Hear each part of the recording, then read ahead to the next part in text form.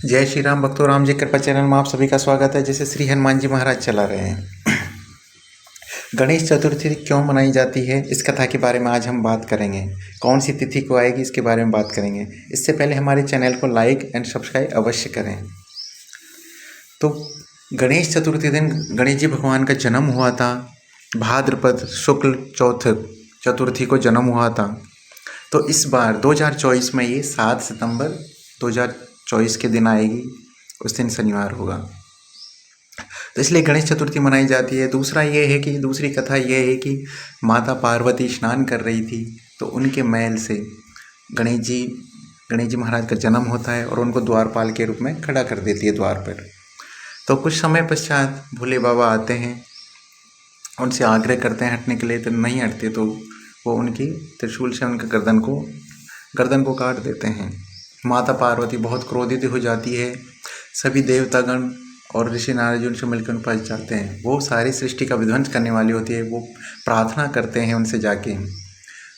भगवान विष्णु का सुदर्शन चक्र जाता है उत्तर दिशा में, जिसका पहला जो भी जीव मिलता है उसका गर्दन काट कर लेके आते हैं और वो गणेश जी महाराज के लगा देते हैं। तो तब से वो गजानन जी महाराज हो जाते हैं। बोलो गजानन महाराज की जय।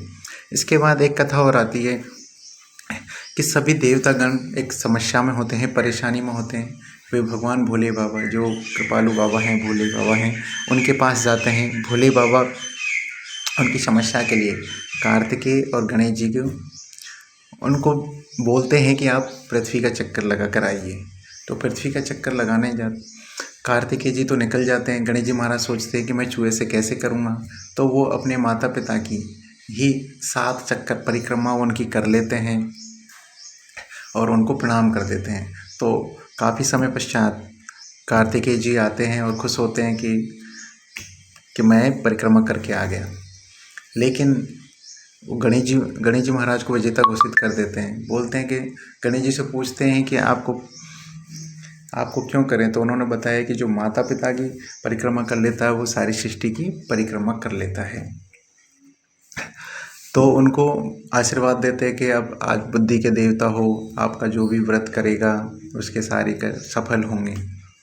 तो एक कथा ये भी आती है कि वेद व्यास जी भगवान गणेश जी से प्रार्थना करते हैं भागवत कथा लिखने के लिए।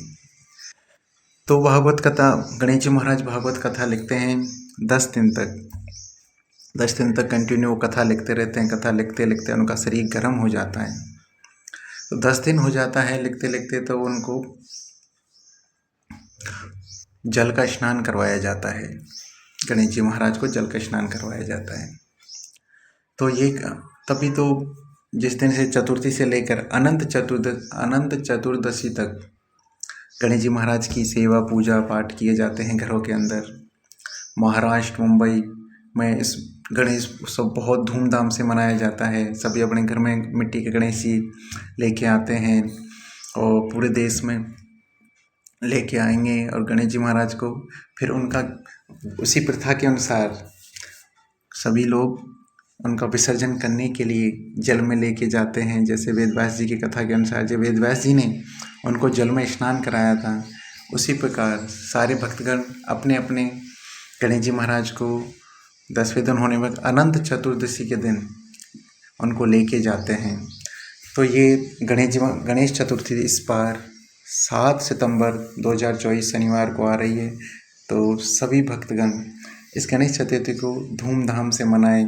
गणेश जी महाराज प्रथम पूज्य गणेश जी महाराज हैं, प्रथम पूज्य हैं। उनको आशीर्वाद मिला है, जो भी इनको प्रथम पूजेगा उनका कोई कार्य रुकेगा नहीं। इसलिए कोई भी अपना खुशी का त्यौहार होता है, शादी विवाह, कोई भी शुभ कार्य होता है, उसमें भगवान गणेश जी को ही प्रथम उनको मनाया जाता है, उनकी पूजा की जाती है। उनको मोदक के लड्डू बहुत प्रिय है। बुधवार उनका दिन होता है और जो दूब होती है वो भी उनको विशेष प्रिय है। तो सभी भक्तगण इस बार गणेश जी का त्यौहार गणेश चतुर्थी को बड़े धूमधाम से मनाइए। गणेश जी महाराज का बहुत जल्दी ही वो प्रसन्न हो जाते हैं गणेश जी महाराज। तो इस बार की तिथि है जो भाद्रपद की शुक्ल चतुर्थी को ये आता है। तो सभी भक्तगण गणेश जी महाराज के त्यौहार को बड़ी धूमधाम से मनाएं, उनकी कथा को सुनें। वो बहुत ही कृपालु हैं, दयालु हैं। गणेश जी महाराज। तो बोलो गणपति बप्पा मोरिया, बोलो गणेश जी महाराज की जय। जय हो, जय जय श्री राम, जय बजरंगबली, हर हर महादेव, जय श्री राम।